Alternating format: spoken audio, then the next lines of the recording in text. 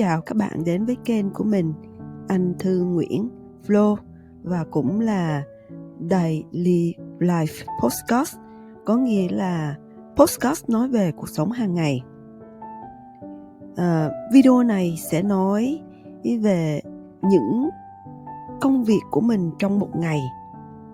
Thì một ngày có 24 tiếng, thì mình ngủ từ 8 tiếng tới 10 tiếng. Mình đi làm thì khoảng từ 7 tiếng rưỡi tới 8 tiếng. Còn những tiếng còn lại là sinh hoạt cá nhân của mình. Thì mình quay lên để cho mẹ mình ở Việt Nam xem, cũng như là mình có một người cô bên Mỹ. Nếu cô rảnh thì cô xem. Nếu các bạn thích thì xin mời các bạn đón xem. Mẹ mình thì có 2 quốc tịch Na Uy và quốc tịch Việt Nam. Mẹ mình thì năm nay cũng 84-85 tuổi rồi các bạn. Cho nên bà cụ thích sống cuộc sống ở Việt Nam. Cho nên mẹ mình không có về Na Uy thường xuyên, bởi vì mẹ mình đi đứng rất là khó khăn các bạn ạ. Mình thì cũng có hứa sẽ cố gắng ra những video, những phong cảnh Na Uy để bà ta tưởng nhớ lại trong những thời gian mà bà cụ đã từng ở Na Uy. Đấy, nhưng mà mình rất là bận đi làm các bạn. Dạo này thì mình cũng ít có ra video nói tiếng Việt. Đa số là mình ra video nói tiếng Anh, tự vì trong công việc của mình thì đa số thì nói tiếng Anh và tiếng Na Uy, không có dùng ngôn ngữ tiếng Việt Nam. Cho nên mình muốn trau dồi tiếng Anh. Đồng thời mình cũng không muốn quên tiếng mẹ đẻ, cho nên mình ra video cả 2 tiếng các bạn. Đồng thời video mình cũng có hệ thống dịch ít nhất cũng khoảng là 40 ngôn ngữ đấy các bạn. Ok, nếu các bạn thích thì mời các bạn đón xem và nghe podcast của mình các bạn nha. Đây các bạn, thông thường thì mình thức giấc dậy từ lúc 5 giờ sáng. Buổi sáng thì rất là khó ăn nha các bạn, nhưng mà mình phải mình phải ăn sáng, bởi vì mình làm trong một cái hãng chuyên môn làm thức ăn đưa lên máy bay. Cho nên thức ăn nó lúc nào cũng bày ra trước mặt mình, mà nếu mình không có ăn dằn bụng thì rất là dễ bị cám dỗ. Cho nên mình cố gắng ép mình phải ăn sáng trước khi mình đi làm. Thì khi mình thức dậy 5 giờ sáng, thì nếu mà mình làm việc từ 7 giờ thì mình chỉ vội vã 6 giờ là mình phải ra khỏi nhà. Nhưng hôm nào mình làm 8 giờ rưỡi thì mình được thong thả hơn, thì mình làm món ăn nóng ngon và mình ăn dằn bụng trước khi đi làm. Thì hôm nay mình làm món trứng chiên ăn với rau cải squash đây các bạn, và uống một ly cà phê. Thì mình cố gắng mỗi ngày mình ăn từ 2 tới 3 quả trứng. Đó là một thông lệ đối với mình, và cố gắng, mình nói cố gắng chứ có ngày thì mình cũng không ăn trứng nha các bạn. Đấy, thì mình sẽ tiếp tục kể chuyện cho các bạn nghe. Trong cái tháng 6 vừa rồi, có một cái điều gì rất là bất ngờ đối với mình. Mình sẽ kể cho các bạn nghe các bạn nha. Đây các bạn, mình thì năm nay gần 60. Mình phát hiện rằng là có đôi lúc mình hay quên các bạn. Và mình hay có những cái chứng gọi là đau đầu. Mà khi mình đau đầu, cái đau đầu này không giống như là đau đầu những tháng mưa, hoặc là đau đầu khi mình gian nắng nhiều, hoặc là đau đầu khi bị bệnh cảm cúm. Mà có một cái đau đầu khó diễn tả lắm các bạn. Nó đau ở phía phần trán, hoặc đi xuống sâu tới gần 2 đôi mắt, và một phía bên trái đó. Cho nên mình có đi bác sĩ. Thì mình cũng thông báo với bác sĩ rằng là mình có những cái triệu chứng hơi kỳ lạ sau khi một lần mình ngã té và bị đập đầu xuống đất. Thì họ đưa mình đi chụp hình quang tuyến. Thì nhà thương cho biết rằng mình không có bị một hình thức gì trong bộ não của mình hết. Tất cả đều phát triển bình thường. Nhưng mà mình nói rằng là đó là một lý do, nhưng mà lý do rất là lạ là tôi rất là hay quên. Có những khi quên có nghĩa là giống như là mình bị đứng hình nè các bạn, một vài phút rồi mình mới trở lại bình thường. Thì bác sĩ có đưa mình đi vào nhà thương. Thì khi mình vào nhà thương thì họ cho biết rằng là mình không có bị chấn não, mình không có bị động dây thần kinh, nhưng mà đây là một hình thức của những người bị lãng trí. Những người bị lãng trí có thể là đến ở một cái tuổi rất là sớm, và những người cũng có thể đến những tuổi rất là trễ. Và cái sự phát triển của lãng trí tùy thuộc theo mỗi người, theo một cái cấp độ đến rất là nhanh hoặc là chậm. Có nghĩa là sự phát triển của nó có thể rất là nhanh hoặc là chậm, nhưng đây là một hình thức của sự bệnh lãng trí các bạn ạ. Mình nghe tin này mình rất là buồn nha các bạn. Đấy, thì mình sẽ kể tiếp cho các bạn nghe mình phải làm như thế nào để căn bệnh này không phát triển nhanh. Các bạn biết không, lúc mình ngồi trong phòng của bác sĩ trong nhà thương á, khi mình nghe cái cô bác sĩ đó nói như vậy, mình cũng hơi ngỡ ngàng, tự vì mình thấy mình còn hơi trẻ. Có nghĩa là mình chưa về hưu mà đã có triệu chứng của một cái chứng bệnh như vậy. Cho nên mình cũng thấy hơi ngỡ ngàng. Sốc thì mình không sốc, tự vì mình đã nhận thấy mình có những cái triệu chứng kỳ lạ rồi mình mới đi bác sĩ. Thì khi mình nghe tin như vậy thì mình không có sốc, nhưng mà mình thấy hơi ngỡ ngàng. Thì mình có hỏi bác sĩ là nếu vậy thì bác sĩ có thể có ý kiến gì để mà cái chứng bệnh này nó đừng có phát triển nhanh. Thì bác sĩ nói là hãy cố gắng activate cái bộ não của mình cũng như là cơ thể của mình. Có nghĩa là mình đừng có ăn không ngồi rồi á, đại khái như vậy á. Đó là cơ thể. Thì khi nếu mà không công ăn việc làm thì mình nên đi tập thể dục. Đấy, đó là nói về vận động cơ thể. Còn về bộ não của mình á, thì bác sĩ khuyên là mình nên đọc truyện, viết truyện, cố gắng nói chuyện thường xuyên để cho cái bộ não nó được hoạt động. Thì mấy năm trước thì mình có đi học các bạn ạ. Mình cứ đi học miết cho đến cách đây 2 năm. Có nghĩa là năm mình 58 tuổi á, thì mình dừng lại, mình không đi học nữa.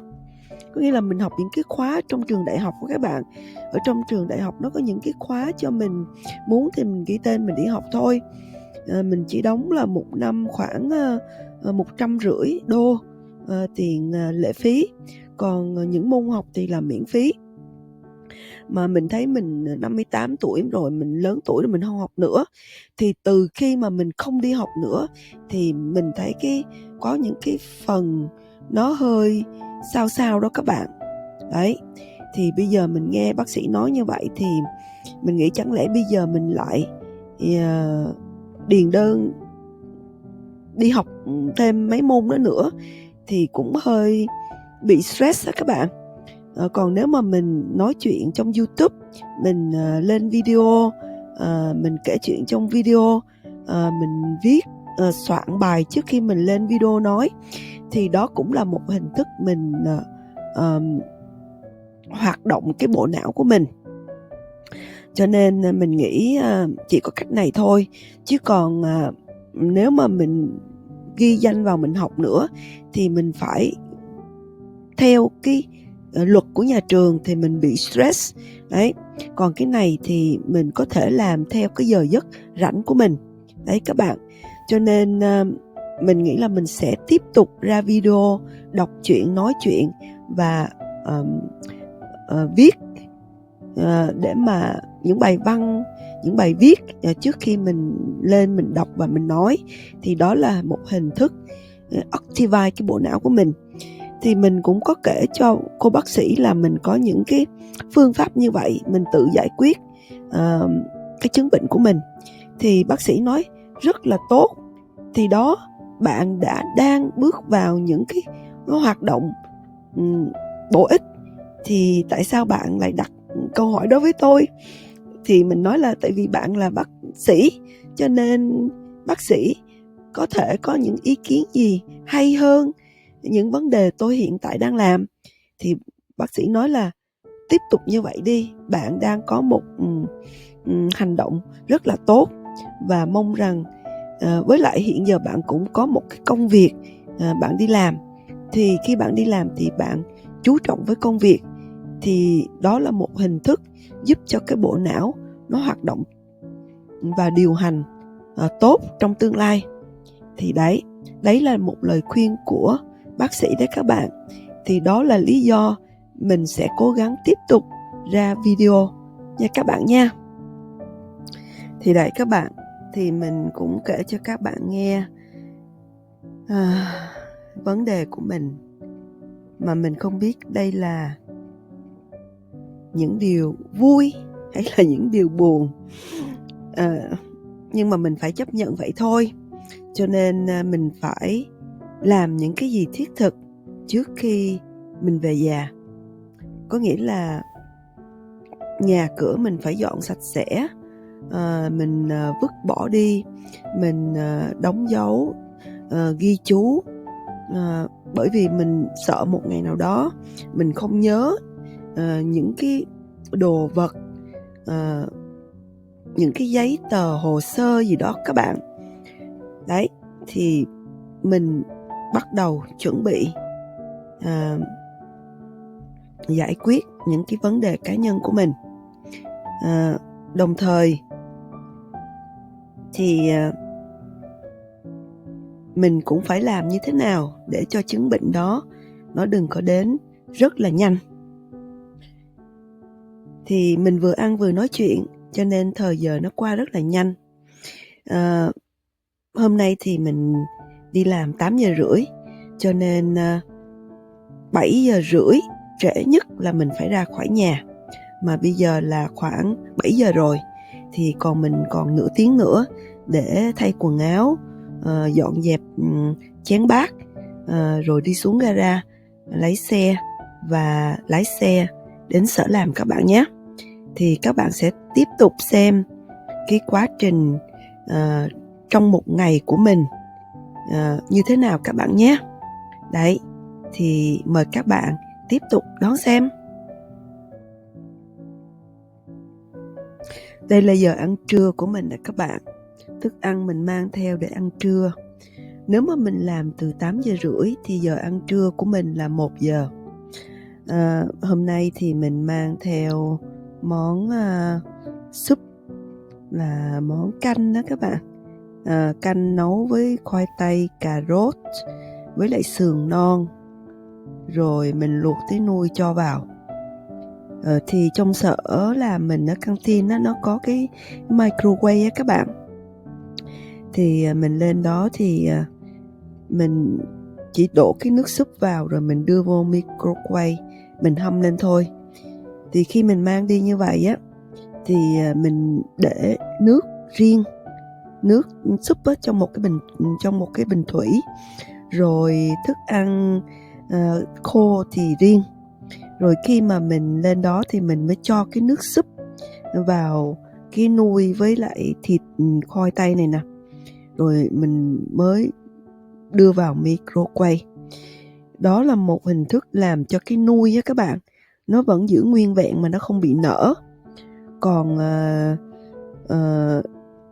nước súp á, thì nó được bảo vệ an toàn, không có bị chảy ra ngoài khi mà mình mang từ nhà đến sở. Đấy các bạn. Ok, đó là buổi ăn trưa của mình đấy các bạn.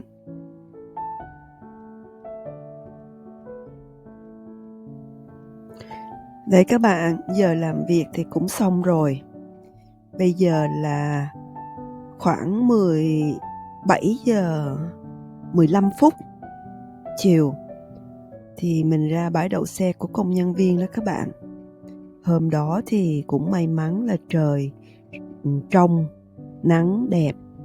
Đấy, rất là đẹp luôn.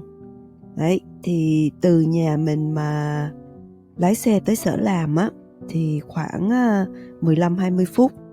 Thì mình lái xe về thì cũng cỡ đó, nó 15-20 phút. Đó là mình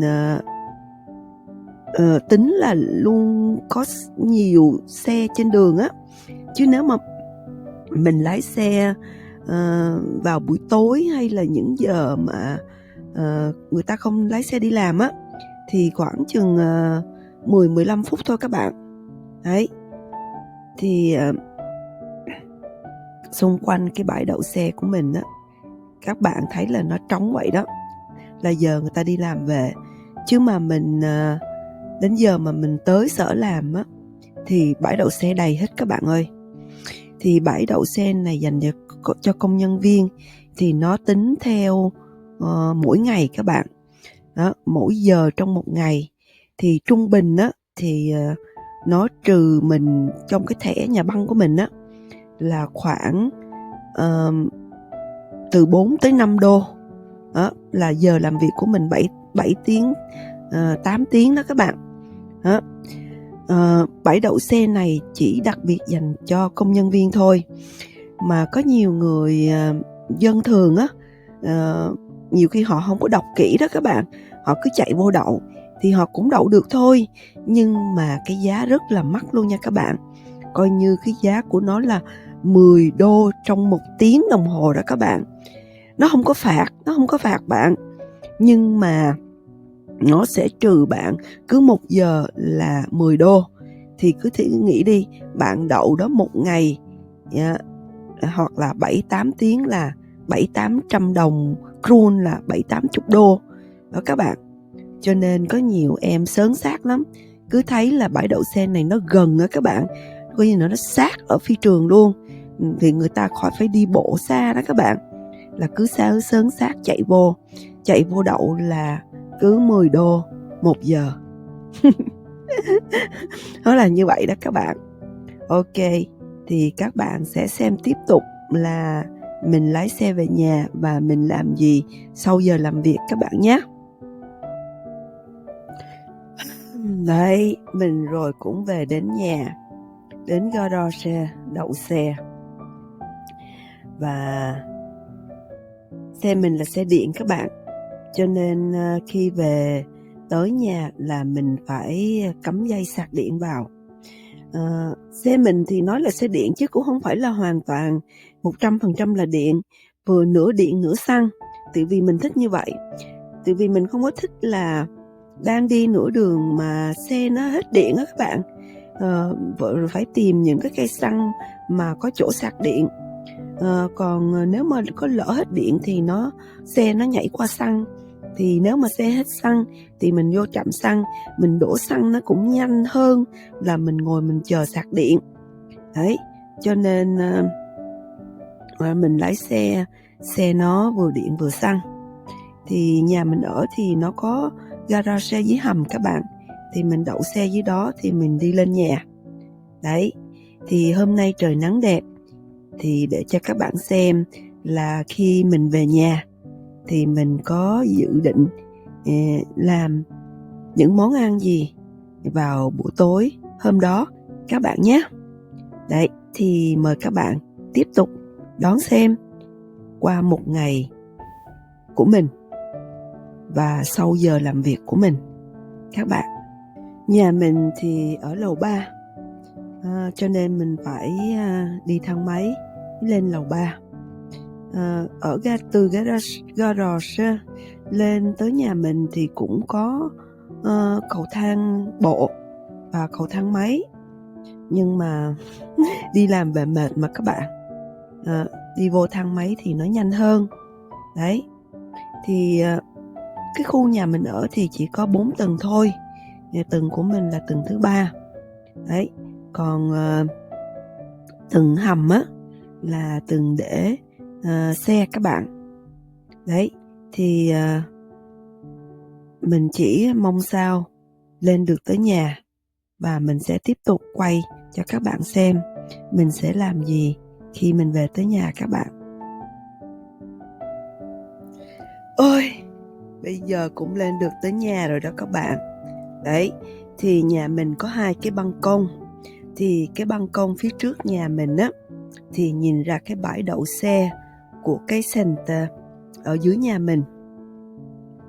Ở dưới nhà mình cái tầng 1 á là cái tầng của một cái center. Thì trong cái center này cũng không có lớn lắm đâu các bạn. Thì có một cái siêu thị bán đồ vật dụng trong nhà, một cái tiệm bán bánh pizza, một tiệm Vinapolio là tiệm bán rượu bia, rồi một cái tiệm bán đồ ăn Á Châu, rồi một tiệm bán bông, một tiệm bán thuốc tây, và một cái văn phòng hướng dẫn mở những cái khóa học gì đó. Mình cũng chưa có vô đó, mình không có biết đó. Thì cái center ở dưới đó thì chỉ có nhiều đó tiệm quán siêu thị gì đó, chỉ có như vậy thôi các bạn.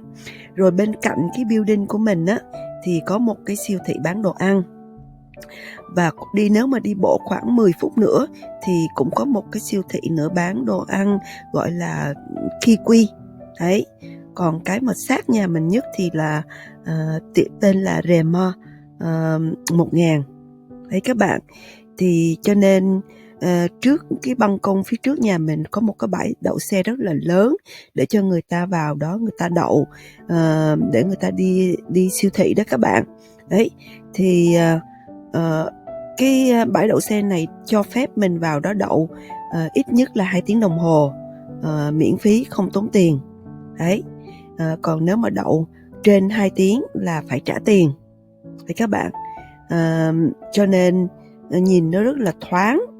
Đấy, thì mình cũng có quay cho các bạn xem trước rồi, thì 4 mùa nó đều khác nhau hết nha các bạn. Thì bây giờ là tháng 6 thì nhìn nó đẹp như vậy đó, chứ còn mùa đông thì các bạn sẽ thấy nó đẹp theo cái vẻ mùa đông. Đấy, mùa thu thì là nó màu vàng, tất cả các cây nó đổi màu, thì nó không còn là màu xanh nữa mà màu vàng. Mùa xuân thì nó hơi lưa thưa một vài nhánh cây. Những loại cây này thì không có bông, cho nên mùa xuân thì khung cảnh lúc này thì không có đẹp lắm các bạn. Ở khu này thì không có đẹp lắm. Đấy, thì các bạn thấy ở xa xa phía bên phải đó là cái chỗ mà người ta bán đất để trồng hoa đó các bạn, rồi những cây hoa cây kiểng. Đấy, là nó có một cái siêu thị phía bên trong, nhưng mà nó bày thì hoa và đất thì ở phía bên ngoài. Đấy các bạn, thì mình sẽ ra cái phía bên ban công phía trước, phía sau nhà, thì mình sẽ quay cho các bạn xem tiếp là nhà mình có 2 cái ban công đó. Thì ban công trước mặt nhà thì nhìn ra đường lộ, ban công phía sau nhà thì nhìn ra phía vườn phía sau nhà.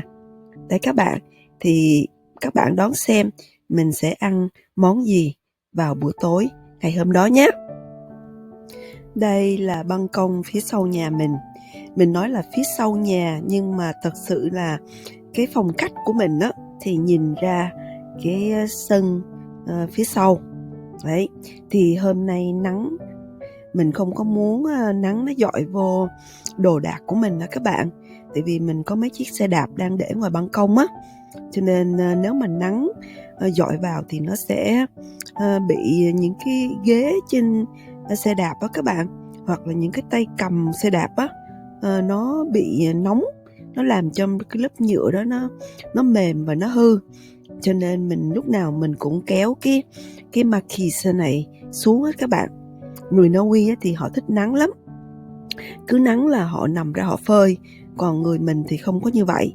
Người mình mà thấy nắng thì thích, thì nghĩa là không khí nó nó thoáng, nó đẹp.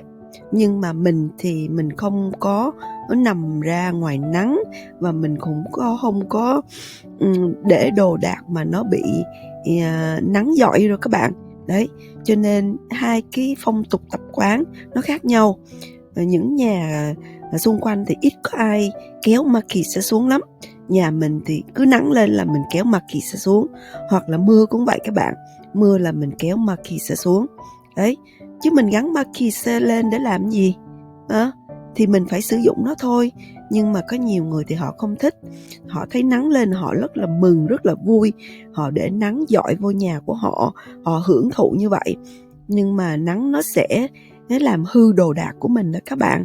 Đấy, cho nên mình lúc nào cũng kéo xuống khi mà có nắng và có mưa.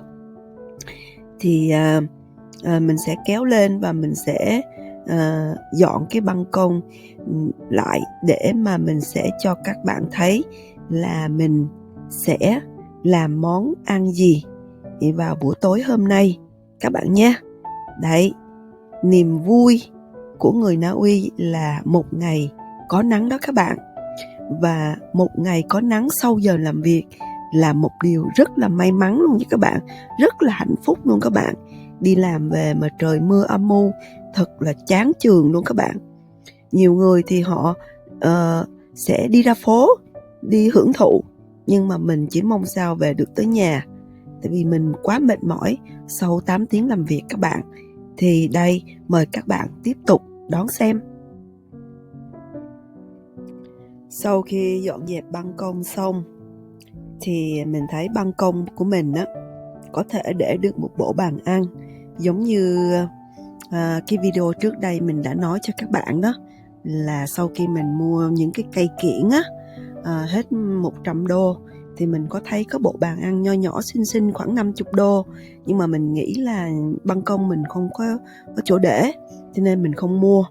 Hôm nay mình dọn dẹp xong xuôi thì mình thấy là trời nắng ấm, mình muốn ngồi ăn ở ngoài, cho nên mình thấy cái bộ bàn ăn nó đang hạ giá có 50 đô, cho nên mình lấy xe mình chạy ra tiệm mình mua cái bộ bàn ăn này và một cái cây rau, không phải rau húng quế, mình không biết là rau này là rau húng quăng hay rau húng thơm gì mình không biết. Húng quế là để ăn phở, rau húng thơm này nè để mình về mình ăn với thịt nướng á các bạn. Thì cái chậu cây này người ta trồng sẵn rồi, thì mình về mình chỉ ngắt lá mình ăn thôi, mình bẻ ngọn nó đi, thì mình để cái gốc lại, thì nguyên mùa hè thì nó sẽ mọc lên, rồi mùa đông thì mình sẽ mang vào nhà. Nhưng mà mình không biết là mình trồng được trong nhà hay không vào mùa đông, thì vì mùa đông ở Na Uy này trong nhà khí hậu nó rất là khô các bạn. Thì nó khô quá, mình không biết là có sống nổi hay không, nhưng mà mình cũng thử xem sao. Bởi vì cái cây này cũng không rẻ các bạn, mình mua hết là khoảng gần 20 đô các bạn, một cái cây này đó các bạn, cho nên cũng không có rẻ. Cho nên mình hy vọng là nó có thể sống sót vào mùa đông. Đấy, thì từ nhà mình ra cái tiệm bán cây này cũng bằng con đường mình đi tới sở làm á các bạn. Đấy, thì mình mua về là mình kê vô, rồi mình ngồi ăn cơm tối liền trong ngày luôn các bạn. Thì mời các bạn đón xem tiếp tục bữa ăn tối của mình có những gì nha các bạn. Đấy, đây là niềm vui của mình luôn đó các bạn ơi.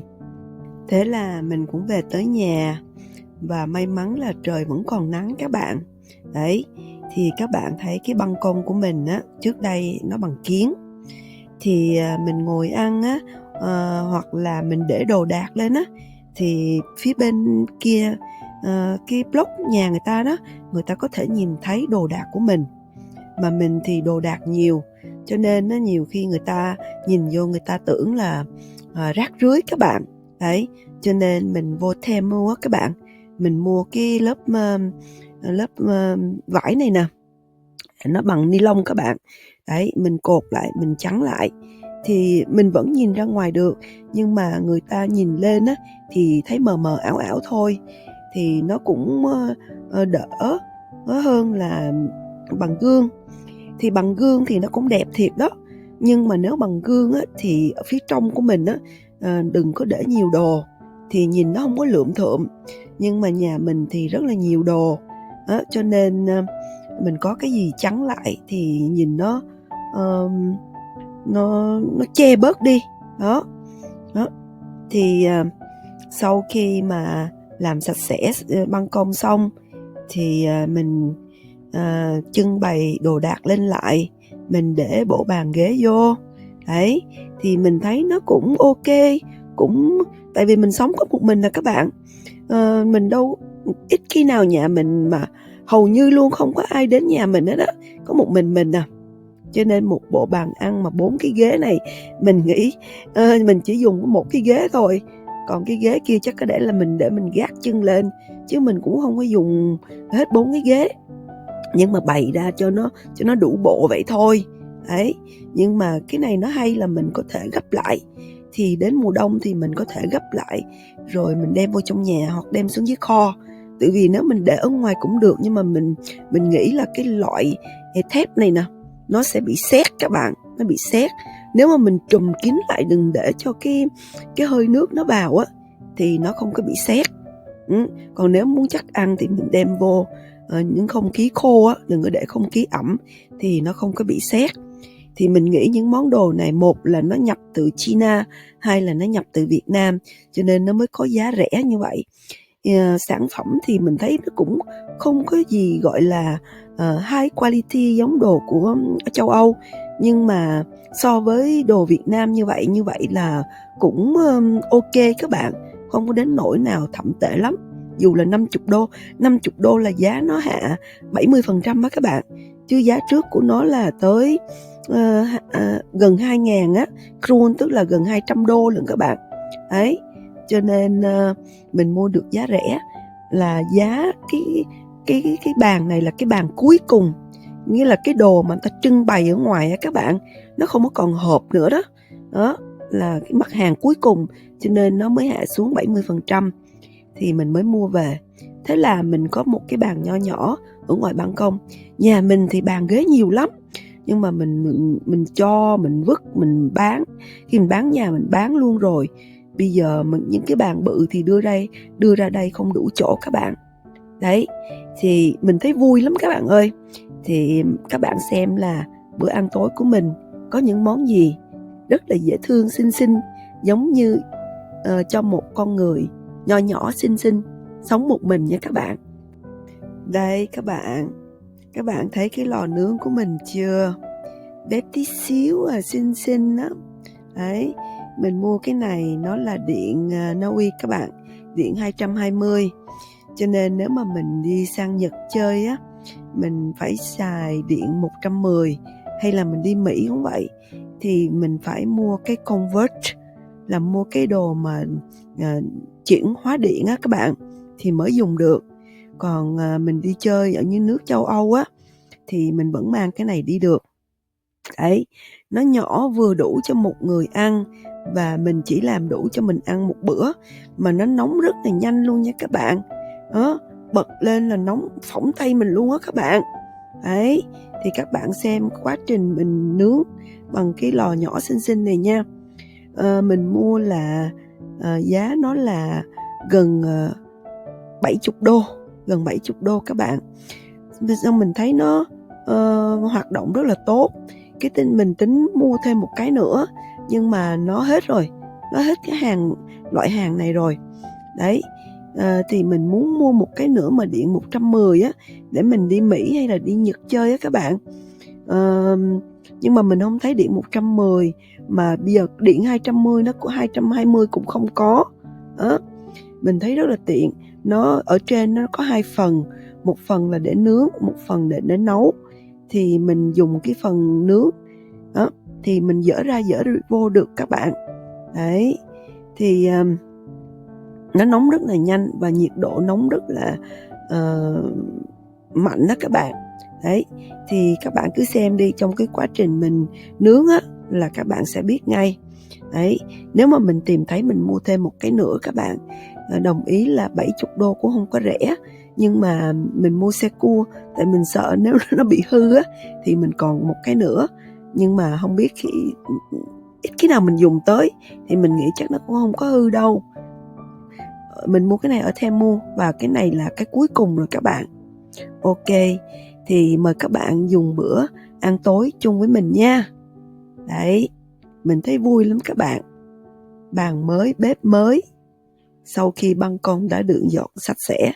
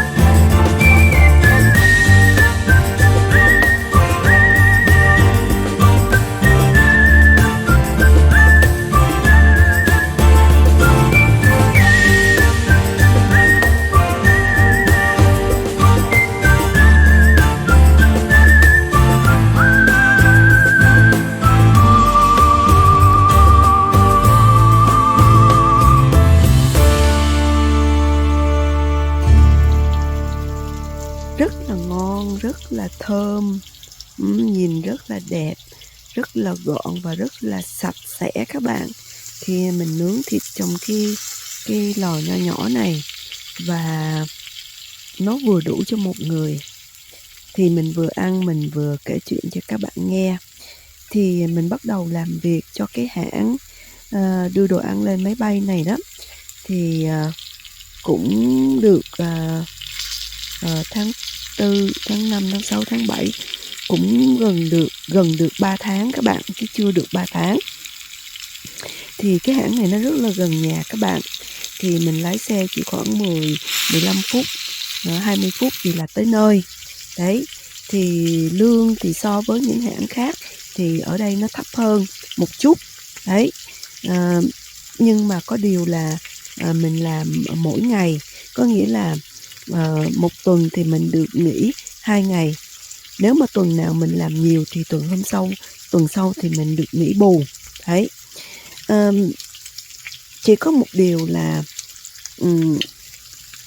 mới đầu mình vô á thì mình rất là thích cái hãng này. Mình chỉ mong là mình được làm ở đó luôn, đó làm fast luôn đó.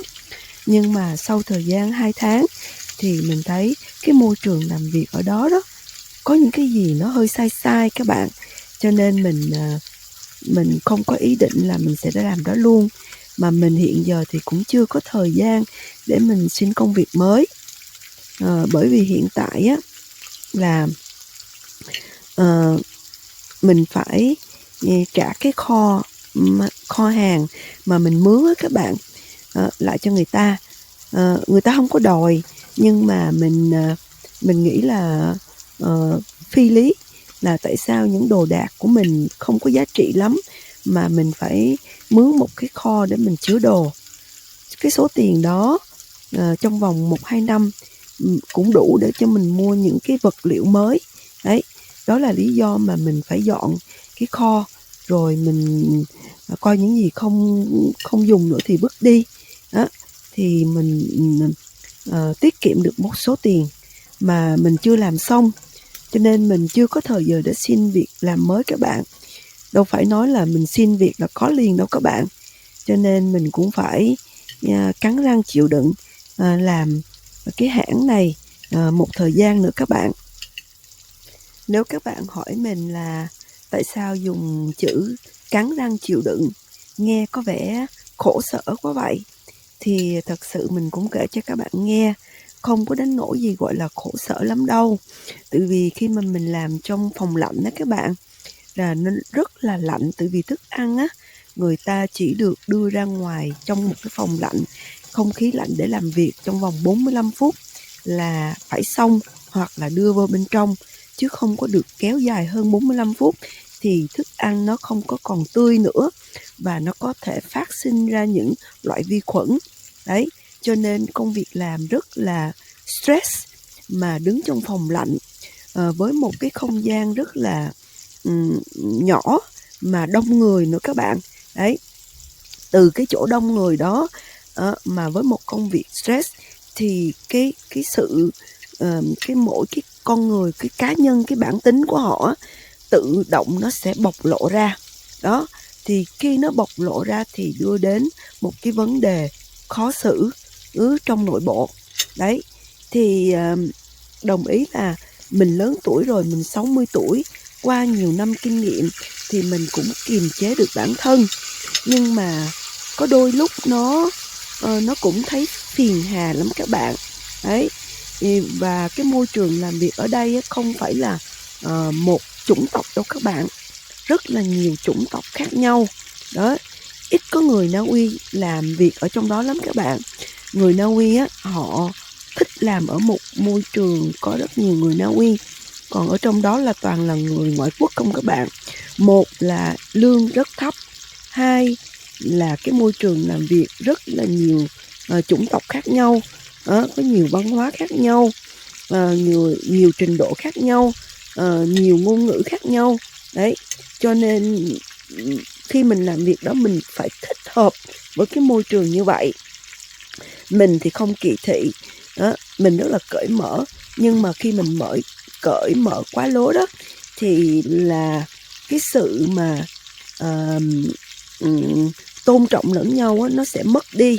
Đó, cho nên mình phải giữ một cái ranh giới cho cái sự cởi mở nó có hạn các bạn.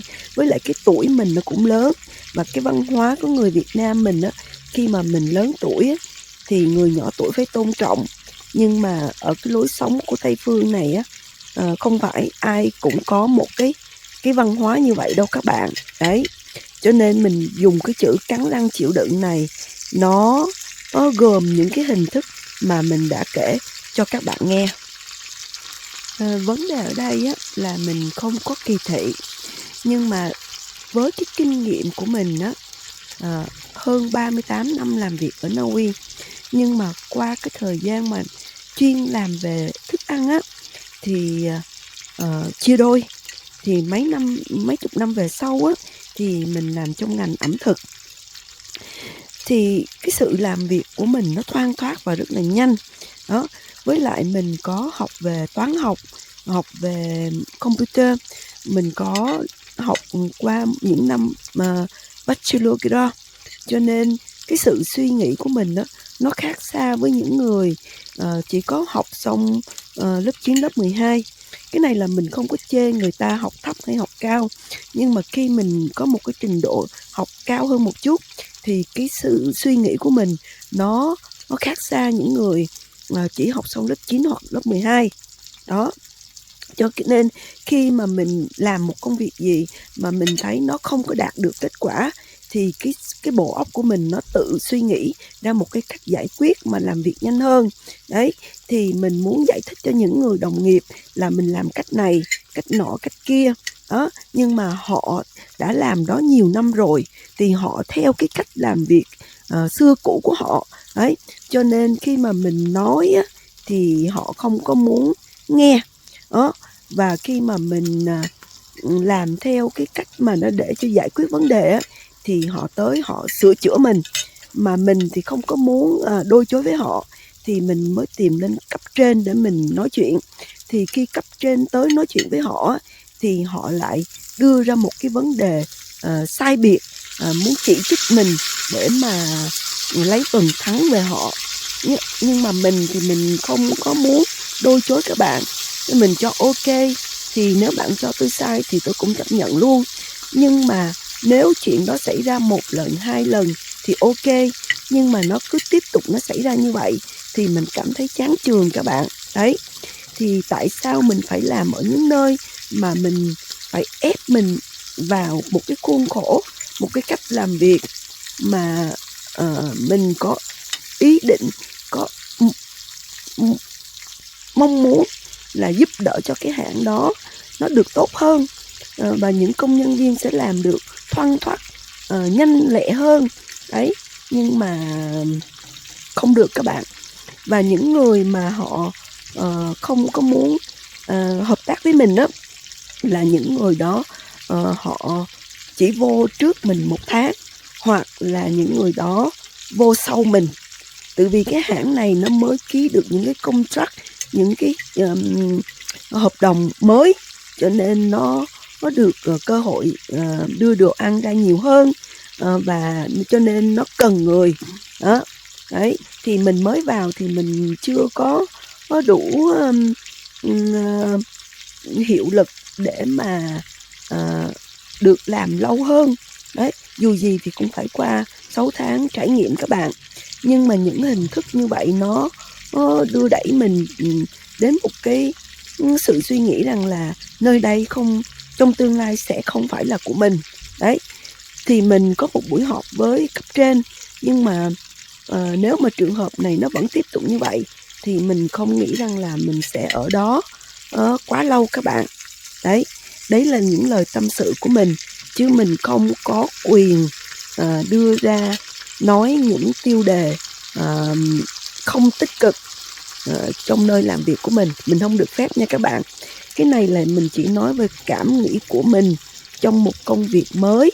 Và đương nhiên là các bạn cũng hơi thắc mắc rằng là con cháu của mình nó ở Na Uy, nó đã có công việc mới, công việc mới của nó như thế nào, nó có thích không, và cô của mình cũng như mẹ mình muốn nghe mình tâm sự về công việc làm ăn của mình ở bên đây như thế nào. Thì đây là lời tâm sự của mình đến với gia đình mình, chứ không có phải là mình nói những điều tiêu cực cho một cái hãng xưởng mình đang làm việc nha các bạn. Đừng có hiểu lầm mình, thì không tốt trong tương lai của mình. Đấy nha các bạn. Thì bây giờ mình quay lại cái từ cắn răng chịu đựng. Thì mình nghĩ là bây giờ mình có không làm ở đây, mình làm chỗ khác, mà ở chỗ khác có những cái môi trường nó giống như vậy thì có đi đâu cũng vậy thôi các bạn. Đấy, chỉ có cái là mình không làm trong phòng lạnh thì nó đỡ hại cho sức khỏe của mình hơn, chỉ vậy thôi. Chứ còn suy nghĩ lại những thời trẻ của mình á, thì mình chỉ làm trong môi trường của người Na Uy thôi các bạn. Người Na Uy á, cái văn hóa của người Na Uy á, nó khác hơn với văn hóa của những cái nước Nam Âu, West Âu, hoặc là miền Tây Âu các bạn. Người Bắc Âu á, thì họ khác lắm các bạn. Đó, cho nên mình đã làm nhiều năm với người Bắc Âu, mình quen rồi các bạn. Cho nên khi bây giờ mình làm với những người Nam Âu, Tây Âu đó, mình phải có thời gian để mình quen với cái cách làm việc của họ. Mà trong cái sở này của các bạn, từ sếp lớn, sếp nhỏ, sếp dưới là đa số là người Ba Lan á các bạn. Đấy, thì khi một người Ba Lan họ vô họ làm thì họ kéo bạn bè của họ vô họ làm. Mà khi mà họ có số lượng đông người như vậy á, thì họ nói chỉ có 2 thứ tiếng là tiếng Ba Lan và tiếng Anh thôi các bạn. Tiếng Anh á, thì họ không có giỏi bằng tiếng Ba Lan, còn tiếng Na Uy á, thì hầu như là họ chỉ bập bẹ thôi.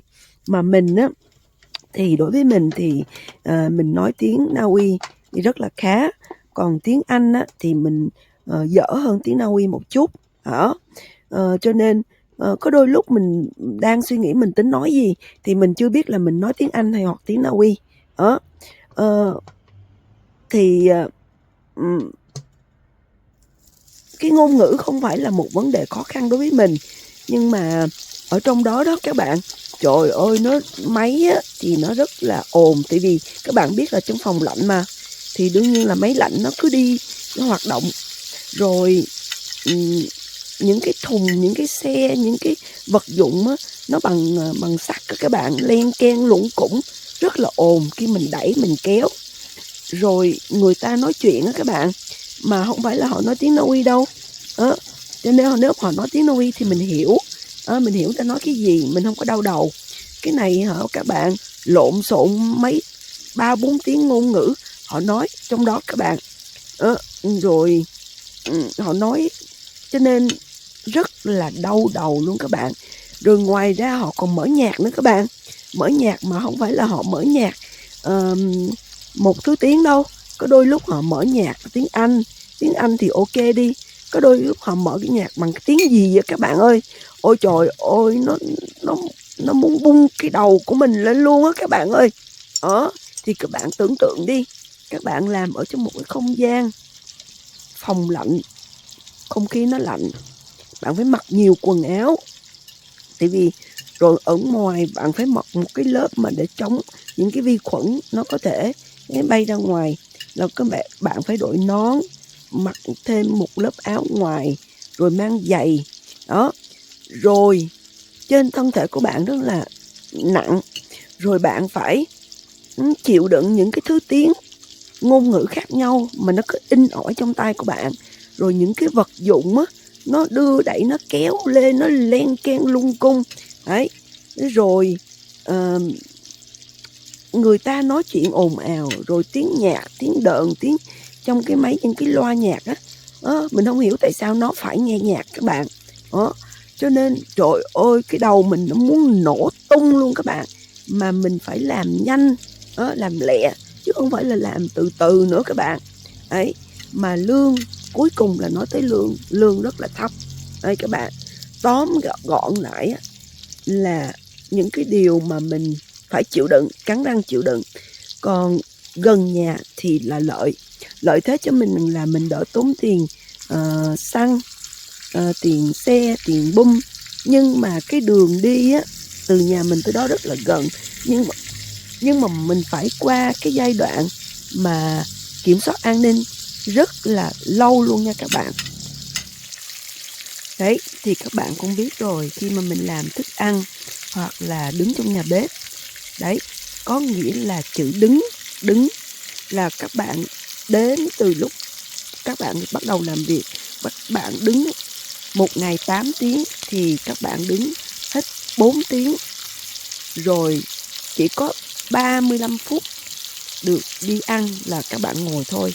Đó, là sau đó 4 tiếng nữa là đứng. Đấy, thì trong cái lịch trình của mình là 8 tiếng rưỡi, thì những giờ 8 tiếng rưỡi đó thì mình được nghỉ bù một ngày trong tuần. Đúng luật là chỉ có 7 tiếng rưỡi thôi các bạn, thì trừ nửa tiếng ăn thì 7 tiếng thôi.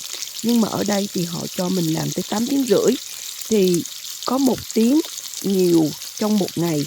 Thì trong một tuần như vậy thì sẽ có một ngày mình nghỉ, một tháng thì mình sẽ có một ngày mình nghỉ.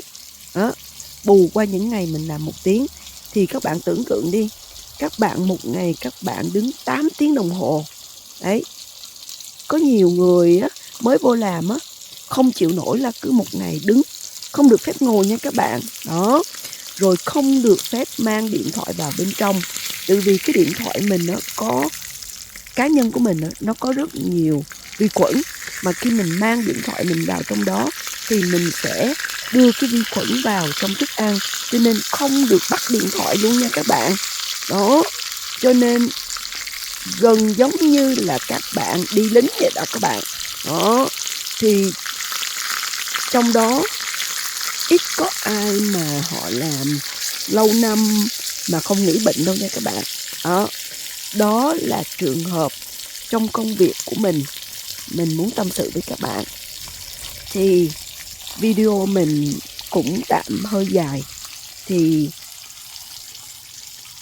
bạn xem video của mình vừa ăn, vừa nói chuyện và mình chia sẻ và tâm sự với các bạn.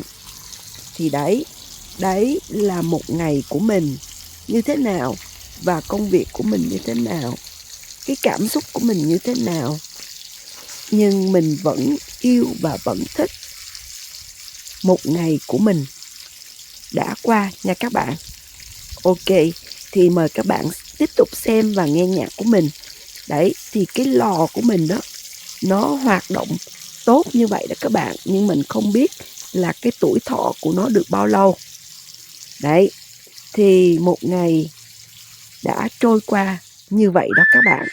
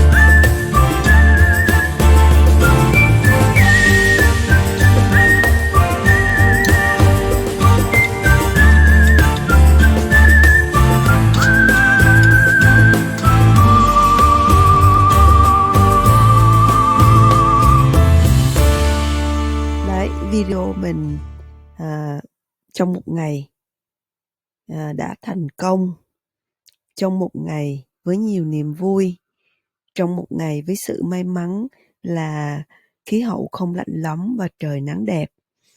Trong một ngày mình đã mua những cái gì mới và được đem ra sử dụng với một niềm vui nho nhỏ mà mình muốn chia sẻ với các bạn. Đó là một ngày của mình đó các bạn. Một ngày của mình là mình không có quay lúc mình làm việc, cũng như là mình không quay lúc mình đi ngủ, hoặc là mình không quay lúc mình làm vệ sinh. Còn ngoài ra thì mình đã quay cho các bạn xem, chia sẻ với gia đình của mình và bạn bè của mình, cuộc sống của mình đơn phương nhưng rất là thú vị khi mình được làm những gì mình yêu thích. Thì khi mình nướng thức ăn như vậy ở ngoài ban công á các bạn, thì những nhà hàng xóm sẽ ngửi được cái mùi thơm, mùi thơm của thịt nướng đấy. Nhưng mà mình ăn với số lượng ít cho nên nó cũng không có làm phiền hàng xóm lắm các bạn. Làm phiền chỉ để cho người ta thèm và thêm đói thôi, phải không các bạn? Ok, thì video của mình cũng tạm dừng nơi đây. Xin mời các bạn đón xem và đón nghe những video kế tiếp. Thì thế hệ của mình thì thích nghe tiếng Việt Nam, nhưng mà thế hệ trẻ thì có thể các cháu, các con thì thích nghe tiếng nước ngoài nhiều hơn. Đấy, thì mình có video đủ loại ngôn ngữ đấy, và có phiên dịch chủ đề ở bên dưới, thì các bạn cứ chọn những cái ngôn ngữ ở đất nước các bạn. Tự vì video của mình thì mình đưa ra tới 40 ngôn ngữ lần các bạn. Ok, thân chào các bạn và hẹn gặp lại các bạn vào những video kế tiếp. Bye bye.